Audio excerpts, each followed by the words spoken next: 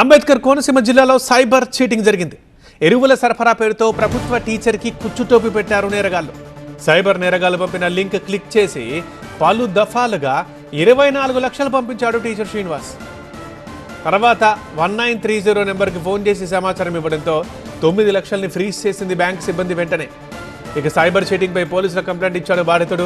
మామిడి కుదురు మండలం మగటిపల్లిలో ఘటన జరిగింది. సో అందరూ బీ కేర్ఫుల్, జాగ్రత్తగా ఉండండి. అన్ని లింకులను క్లిక్ చేయకండి, అంత డబ్బుని పోగొట్టుకోకండి. ఆ టీచర్ గారు ఫేస్బుక్ను స్క్రోల్ చేస్తున్నప్పుడు ఒక లింక్ ఒకటి కనిపించింది. ఆ లింక్ని క్లిక్ చేశారు.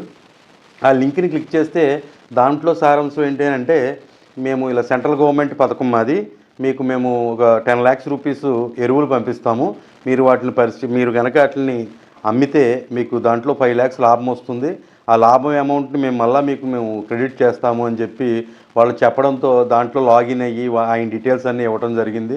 వాళ్ళు ఏదో బ్యాంక్ అకౌంట్లు పెడితే దానికి దఫదఫాలుగా అమౌంట్ కొడుతూ సుమారుగా 24 లక్షల రూపాయలు అమౌంట్ని దాంట్లో కొట్టడం జరిగింది. ఏ అకౌంట్లకి అయితే ఈయన అమౌంట్ ట్రాన్స్ఫర్ అయ్యిందో ఇమీడియట్గా ఆ అకౌంట్లు ట్రాన్స్ఫర్ చేయడం, ఫ్రీజ్ చేయడం జరిగింది బ్యాంకు వారు.